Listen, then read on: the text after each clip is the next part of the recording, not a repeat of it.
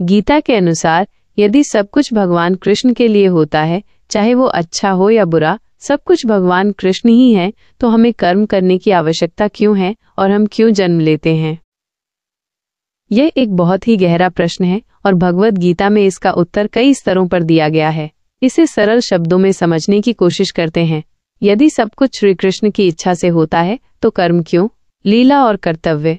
भगवद गीता के अनुसार यह संसार श्री कृष्ण की लीला है। वो अपनी लीला को चलाने के लिए विभिन्न प्राणियों को माध्यम बनाते हैं। प्रत्येक जीव को अपने स्वभाव के अनुसार कर्म करने का अधिकार है। ये उसका कर्तव्य है।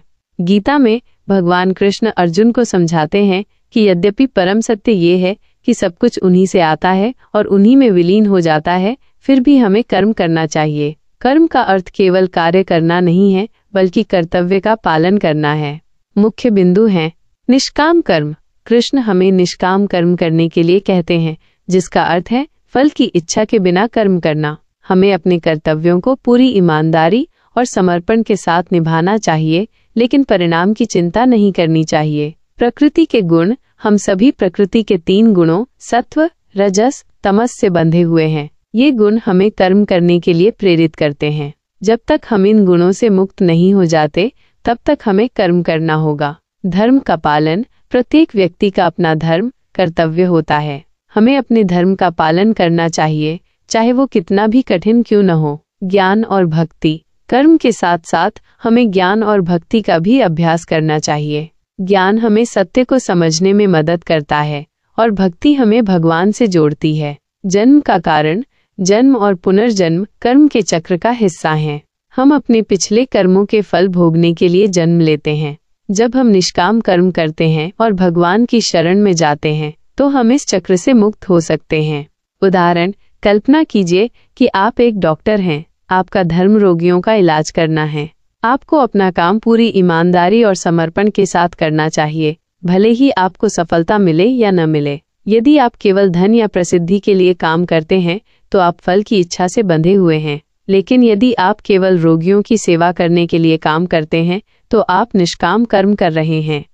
एक सैनिक का कर्तव्य युद्ध करना है, एक शिक्षक का कर्तव्य ज्ञान देना है और एक किसान का कर्तव्य खेती करना है। ये कर्म श्री कृष्ण की इच्छा से ही हो रहे हैं, लेकिन जीव को अपने कर्म करने की स्वतंत्रता दी गई है। कर्म फल का सिद्धांत। हालांकि सब कुछ श्री कृष्ण की इच्छा से होता है, लेकिन कर्म फल का सिद्धांत अटल है। प्रत्येक कर्म का फल अवश्य मिलता है, चाहे वो अच्छा हो या बुरा। श्री कृष्ण कर्म फल के दाता हैं, लेकिन वह जीव को उसके कर्मों के अनुसार फल देते हैं। इसलिए हमें अच्छे कर्म करने चाहिए ताकि हमें अच्छे फल मिलें। मुक्ति का मार्ग। भगवद गीता में श्री कृष्ण अर्जुन को कर्म योग, भक्ति योग और ज्ञान योग के माध्यम से मुक्ति का मार्ग दिखाते हैं। कर्म योग में हमें निष्काम कर्म करने का उपदेश दिया गया है।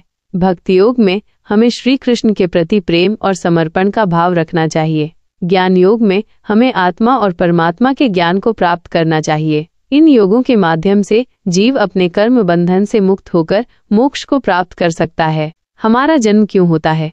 कर्मों के संस्कार। हमारे पिछले जन्मों के कर्मों के संस्कार हमारे वर्तमान जन्म का कारण बनते हैं।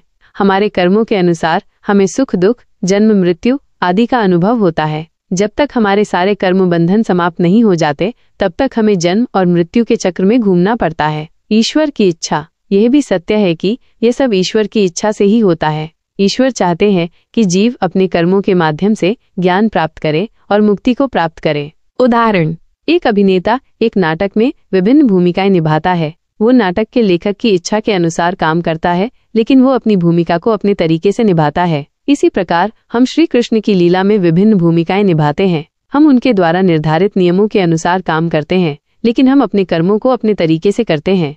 संक्षेप में भगवद गीता हमें ये सिखाती है कि हमें अपने कर्तव्यों को पूरी ईमानदारी और समर्पण के साथ करना चाहिए और श्री कृष्ण के प्रति प्रेम और समर्पण का भाव रखना चाहिए।